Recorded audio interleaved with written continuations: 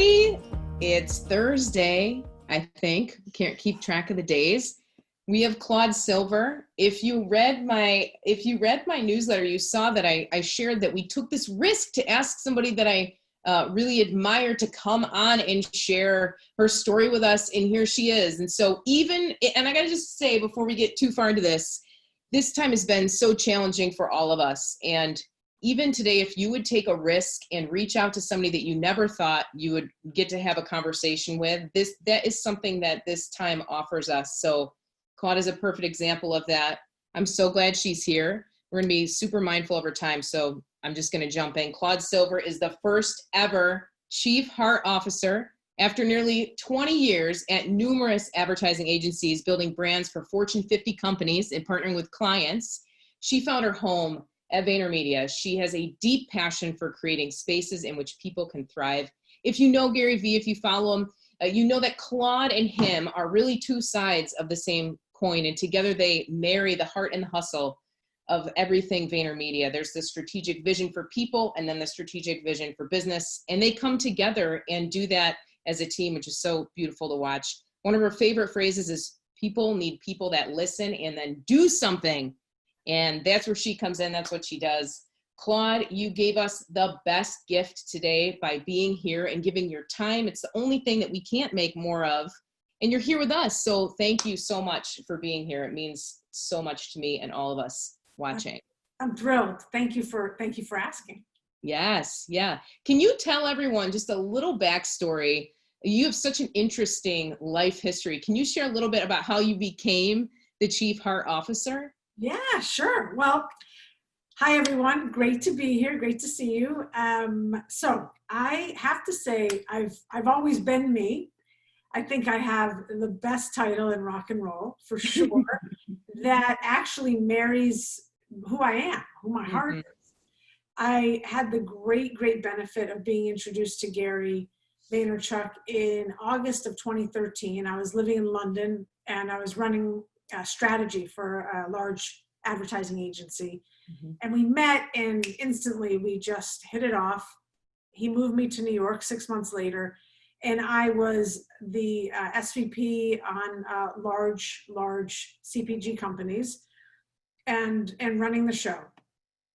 And this voice in my head that had been there for about 8 years that I had just been pushing under and under came just barreling out, and the voice said, you don't want to do advertising anymore. You just want to work with people. I just want to work with people. I just want to work with people. And I had been training to be a psychotherapist, a zillion years ago. So it made a lot of sense to me.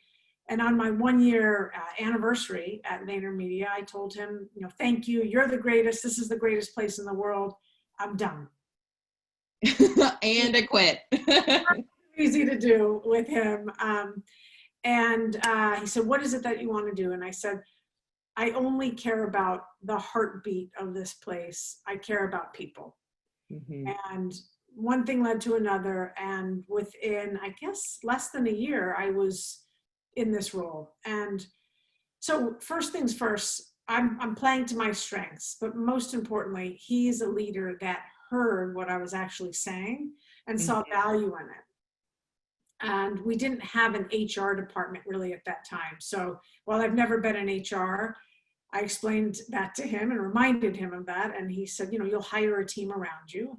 And I said, how will we know if I'm successful? And he said, you'll touch every single employee and infuse the agency with empathy. And that continues to be my job description, 4 years plus in now. So that's how I came to this role. It was literally, I spoke up and I pivoted my entire career based on what was true for me. I love that. And that idea too, that your self-awareness, even can go beyond logic. This is what I've always done, but there's this inner voice that says, I need to marry it with something else. I need to bring another piece into it. Yeah. When you went to tell Gary that you quit on your first year anniversary, were you nervous? How did you get yourself up to the point where you're going to say that? Or was it at that point where you're like, I got to speak my truth? Well, it was definitely, I got to speak my truth. And to be very truthful, I worked with a coach to do it. That makes sense. So you can kind of prepare and process. Yeah, I hired an outside. Yeah, I hired an outside coach that was helping me kind of, siphon through what it is I was actually wanting to do, and then getting up the gumption and the courage. And I practiced that conversation. And, in that conversation, he did tell me that he needed me to stay in the role 18 more months. But I said I could give him 6 months, not 18. Mm-hmm. Yeah. Wow. Okay. That's just wild. I think it's so important that people hear that though too, that you can pivot at any time. It's your life. You have full responsibility for it. And even when things are going well and you have a great title, it may not be the right fit for you.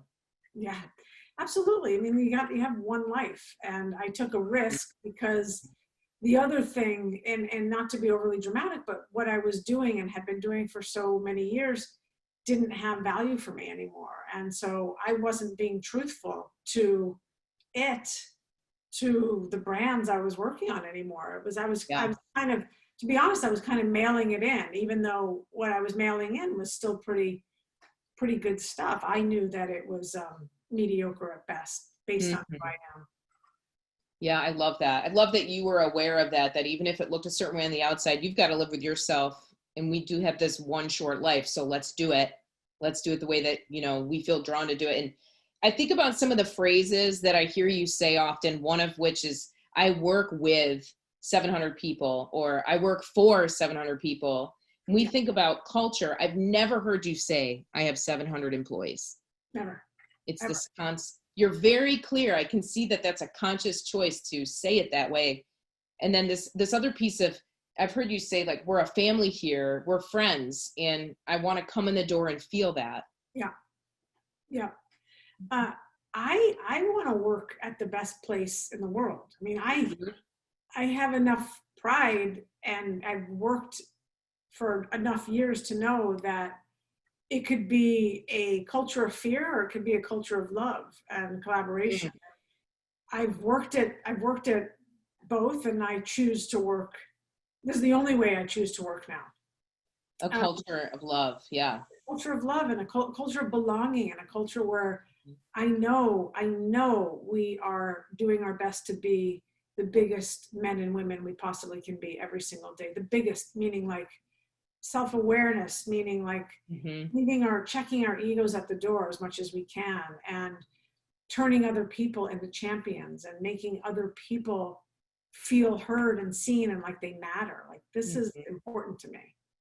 Yeah, you posted that. We were talking about that the other day, about like the hero's journey, being the mentor in somebody's life, that the people that you work with, it's their story and they're the hero and you get to be a part of it.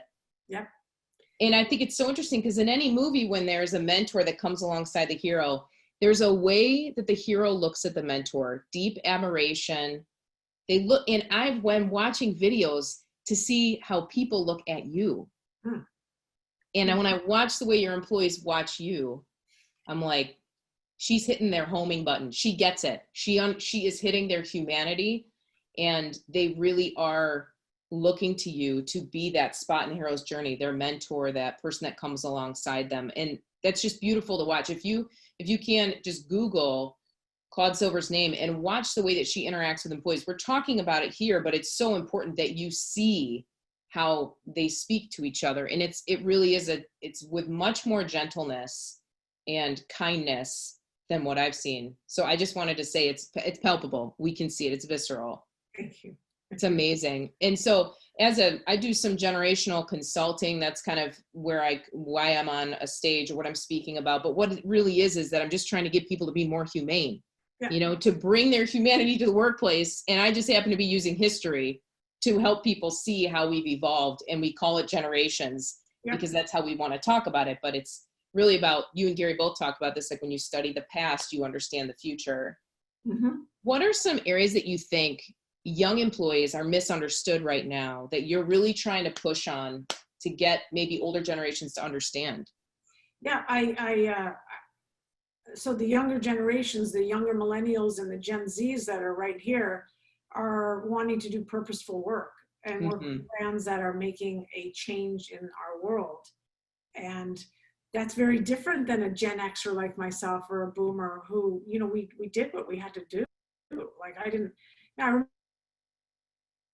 the days I was working on Chevron oil and gas, and like I didn't really want to work on Chevron oil and gas, but that's what I was working on, and that's what was going to pay my bills, you know. And nothing wrong with Chevron, but, you know, that wasn't necessarily what I wanted to go to work to do every single day. So they, you know, I think also they want feedback, and they demand feedback, and I wanted feedback too, but I never knew I could ask, you know. Yeah. I Do you mean, think that's like a developmental thing that young people just want to know how you see them and how they fit in? well, I think there's a couple different things. I think that people want feedback because it's a way to get better, right? And we all have this thing, all of us actually, an invisible ink here, it really does say, help me grow. Like, help me get better, help me develop. It really does, for all of us, no matter what, right? In our interpersonal relationships, whatever. Their ink is a little bit more visible, and they will say, I want feedback, I need feedback, I want feedback. And so we know feedback is an absolute gift, and people deserve feedback. I think that we just didn't ask the questions. I think that an older generational person like myself, like I say, a Gen Xer, just did what was in front of me. Yep. And then I left work and I did whatever else. But now, you know, things are so, there is a work-life integration, especially while we're all at home right now. Oh my goodness. Trying to figure out synergies. And so, but also if you think about the younger population today, like they've watched Mark Zuckerberg create Facebook in his dorm room. And so I think there's a lot of excitement of that could be me. That could be next. And so how do I get to be me? Well, I need people who are going to rally around me and believe in me and lift me up. And feedback is a big part of that. Recognition. You know, they're hungry. How do you see me? You know, recognize me. Tell me what, you know, point me in the right direction. So do you find that, I'm just going to ask a question. It's totally a direct question, but do you find giving people feedback energizing to you? Do you find it draining? How do you train people? How do you train other leaders to kind of do that as a knee-jerk reaction instead of avoid it? Yeah, it is a tough one, right? Because our brains say, don't hurt that person. Like, because we assume feedback is going to be negative. That's true. You know, so I actually don't even like the word feedback. I like the word observations, you know, or like, can I tell you like what I saw happen in that meeting, that type of stuff. So I think that's really important. And I don't find it difficult to give someone feedback because it's a conversation. And if I think about like, well, I'm having a conversation with you about your striped shirt. Yeah. You know, I'm having a conversation because I want this person to get better at whatever it is. And as a leader, that's my responsibility. So the way we train it is we're really using Kim Scott's Radical Candor practice. There's a book and an app that you can use, and it's really about the following. It's very simple. It's giving, making sure you're kind, making sure you're clear, you're specific, you're current. So I'm giving you feedback on today or yesterday, and it's actionable. Super simple, because we're all kind, right? The resource is called Radical Candor. It's a book by Kim Scott. And, you know, we can all be kind. We know how to be clear. We know how to be specific. We know how to be current. Yeah. And we know how to be actionable. And it, by the way, like, it's our responsibility to do that. It is. And to take that extra energy and do that, that's the glue that makes people want to stay, because they can see that you really see them and you're taking the energy to do that. Yeah, absolutely. And retention is so important right now. You know, we all want the highest performers to be with us. We don't want people to leave. And, you know, I mean, engagement has been at an all-time low for a few years now, which is just staggering that people walk into work and they're just like, don't like it there. Yeah. And they go. It guts me. Yeah. It really does. What do you think that underneath that for you, the way that you see life and the world, what do you think it is that's so painful when you see that? Well, I see, like, obviously it just doesn't have to be that way. Yeah. Work doesn't have to be something that you dread. You don't have to have Sunday scaries or Monday scaries or Tuesday scaries. work can be a place that I know I'm going to improve myself. I'm going to touch people's lives. I'm going to maybe leave a legacy, maybe learn something today. That's what I Mhm. want work to be like for people. I'm going to make friends. I don't have to make best friends, but I'm going to enjoy the collaboration and the Mhm. creativity. And hey, maybe I'll be inspired today.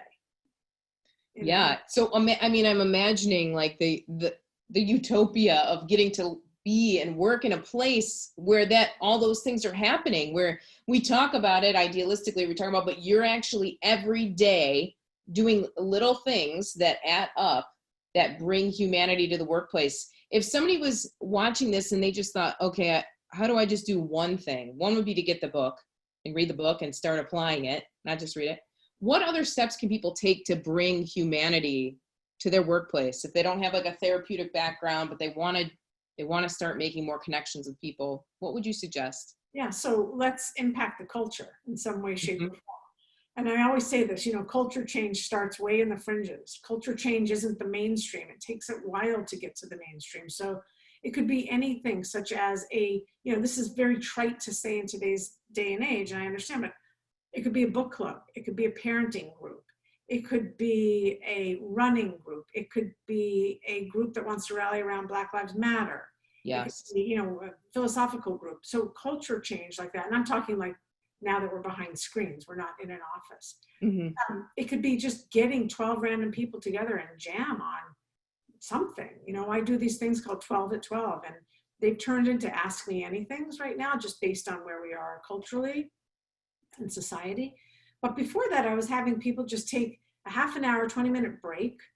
I was asking random people to join, and we would do like, hey, how you doing? How's it going? COVID and whatnot. Where are you? What's in the background? And then we'd do an icebreaker. Like, it's your first night as a talk show host. Who are the first two people you have on? And then you just be like, oh my God, I want Michelle Obama on there too, or I want Kristen Wiig on there, or Amy Schumer, or whatever. Bringing people together and making people feel like they both belong there, which is Hmm. so important right now, and that they matter. Yes. We all want to matter. It doesn't matter to me, like we all want to know that we are needed somewhere. So there are really easy ways to do this. And of Mhm. course, listening is, I would say, the most important thing, because especially right now, we're listening to verbal, but I'm trying to take in, the nonverbal cues, which is very, very difficult on screen. Oh, yeah, it is really difficult. That's for sure. And Yeah, then even some of those pieces when you're on the screen, a little bit of time lag, all those little pieces start to add up and yeah, confuse how we interpret this other person across the screen. You did mention this. I think it's interesting, this idea of listening. And how do you spot, like, what are signs of a good listener? Because there's really all different levels of listening: intuitive listening, subjective listening, objective listening. How do you spot someone who's listening, or what do you make sure that you're doing when you're in that space? yeah. So two things. One, and I call it holding space. Yeah. I'm doing my best to be as non-judgmental and neutral as I possibly can. So Hmm. whatever comes, as long as it's not an attack, Yeah. whatever comes, I can hold it. I know that I can hold it. I don't have to take it in. Half of Yes. what's said isn't about me, it's about them, right? Oh, we need to make that into a plaque. I Yeah, need that. yeah, yeah. And then the other way you can tell if there's someone that is doing active listening is if they jump on, as soon as you're done talking, do I jump on it? Because Hmm. then I wasn't really listening to you, was I? I was just getting ready Yeah, to say the next thing. yeah. I just wanted to like trump what you said. I just wanted to like, put some combat in there. And unless, you're excited and you're like, okay, yeah, yeah, oh my God, I want to piggyback off that. And Mhm. very different type of communication than jumping on someone and, and then you lose what you just said because it's all Mhm. about me. That space, you lose that space for sure. Yeah. So active listening is a real practice, What and about when, oh, go ahead. I was just going to say, like, you just got to check yourself. Check yourself before you wreck yourself. I didn't say that. I didn't start that, but it's true. Like, this isn't about me. Mm-hmm. That was what I was going to ask is, what about when like leaders right now their stress is ratcheted up and they might think I need to listen to my team, but they're also having their own full on experience right now with all the different tensions that we're managing. How would you tell someone to get themselves, I talk about meditating a lot or breathing exercises, but what are some things that we can do to even be able to hold space for somebody else? Yeah, well, meditating and breathing is important. Taking Mm-hmm. it out is important. So getting away from the screen, whether or not you say a mantra, whatever whatever you do to center yourself, but also making sure you have a place to empty your bucket. Oh, yes. And that means you need to have someone that will listen to you. And maybe that's your boss. Maybe that's your boss's boss. Maybe that's your coach, your therapist, your friend. It doesn't matter. Mm-hmm. But at some point, I need to empty my bucket too. Otherwise, I'm just holding raw emotion all day. And that's really difficult for anyone to do time and time and time again. Yes, that's very true. It's not humane to try to make that happen. No, I'm just like everyone else, right? I have skin that bruises and gets cut. I mean, but I need to make sure that I empty my bucket and then find ways to fill my bucket. Mm-hmm. I can see that. And that's different. That might look totally different than when you were going into the office too. I can imagine. Yeah, I have a 19-month-old. So now I'm around my 19-month-old 24/7. And congratulations. So, thanks. I love that. Yeah, so that's a very different way to spend my day. Oh, yeah. So I'm working, I can hear her right now, Mm-hmm. Yeah. So you are in you're in split mode. You're doing a little bit of both of those.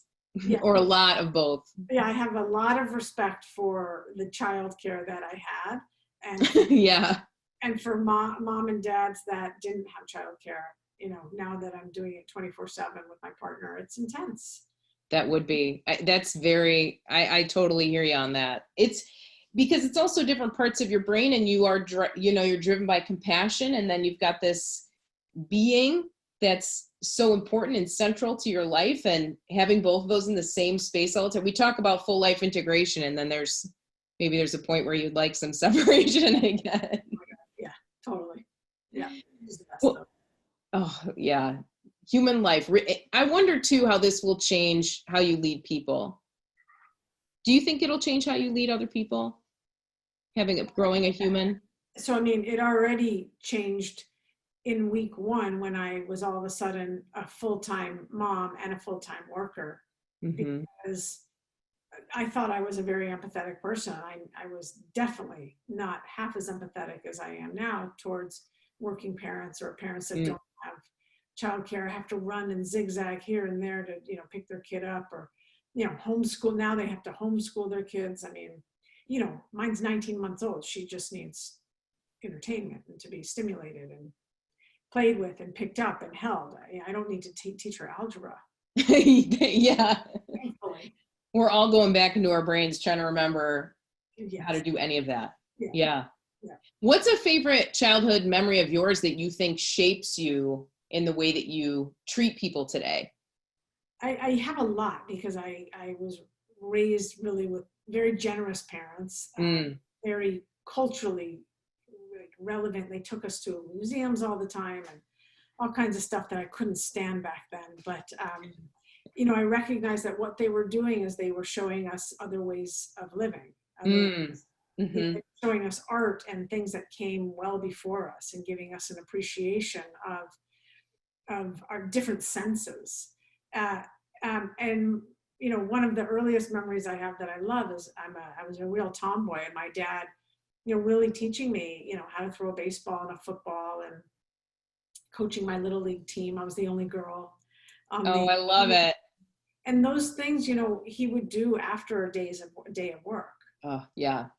And so finding time to do that and, be with me was very important. And I'll do,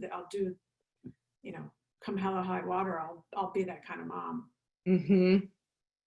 That's beautiful. It really is I just became a step parent. So I jumped in with kids 15 years old. So right when COVID started. So all of a sudden it was like, oh, okay, I'm rearranging. And that idea of what it means to have empathy towards parents and the kids' experiences too. It kind of makes you rewind your tape and go, now, how did that happen when I was a kid? Okay. And get to replay our childhood through their eyes. That's always fascinating. Yeah, 1000%. It is amazing. Kids are amazing. God, I have a lot more empathy for what I put my parents through now. Me too. I was like, sorry, Mom. I know I thought I was, a real great kid, but now I can see all the annoying things that I did regularly. Regularly. On the regular. We have like 3 minutes left. So Sam, can you pick one question? I've got one more question for Claude, but can we pick one from the chat that stands out to you? I'd love to do a quick fire round, a miniature fire round before Claude has to change a diaper. Yeah, one of the questions from Trisha, which I'm guessing is in follow-up to the piece about feedback and making that a part of your culture. So she was just asking, does it matter whether or not you have buy-in from the administration of the company? So how do you work in giving feedback if maybe or maybe not the leaders aren't as interested in that? Yeah, or you don't have feedback culture. Yes. Yeah, absolutely. Yeah, which is what happens in many, many ways. I would say that you still do it because as a leader, I believe, or manager, it is your responsibility to help grow and develop these people. And if you don't have it as a culture, then I think, again, it's something that you can bring in on the fringes. You can bring a group together. You can have a reading club about radical candor. But I really do think that what we're going through in terms of COVID, my hope, my prayer, my dream, and especially what's going on in the United States right now, is that we become more awake, we become a kinder workplace, and we not only, we almost, it's not we don't demand people to bring their full selves to work. We create that psychological safe space so that people they can bring that they're, we look at anti-racism training, we look at unconscious bias training, we look at socioeconomic entitlement, this and that, we have to wake up. Our cultures have to wake up. And this will do it. If this doesn't do it, I mean, that is the hope, isn't it? I don't know how hard we can shake a culture without having us want to change, do things different. Yeah. Claude, if there was, go ahead. No, we're in it. That's all I said. We're in it. Oh, okay, yeah. If there was one thing that you could tell the world, you listen for a living, you advocate for your employees for a living. If there's one thing that you could tell the world, maybe something that you're going to write a book about, I don't know. If there was one thing, what would it be? Okay, this is what I would tell the world. Your legacy is every person you meet every single day. Every single day, every minute of the day, when you are with another person, you are leaving them somehow. You are leaving them with fear, with love, with compassion, with kindness, name it. So let's be very conscious of how we want to leave people. And we want them to remember us. That's what I would say. And, I talk about this all the time. The Maya Angelou quote that I have everywhere: people forget what you said, people forget what you did, but they will never, ever forget how you made them feel. Yep, that's it. That's the perfect way to end. Thank you all for being a part of this, Claude. I'm sending you gratitude. Appreciate it. You are a huge leader and a very important voice in the human space. So if you would take a minute, unmute, and give Claude a hand, let's send her some gratitude. Take a minute and unmute with me. Let's give her a hand for coming on. Thank you for Thank you so much. Yes. Everyone take care, please, and give your loved ones extra love and hugs tonight. We will. Thank you, Claude. Thanks everybody for coming on the porch.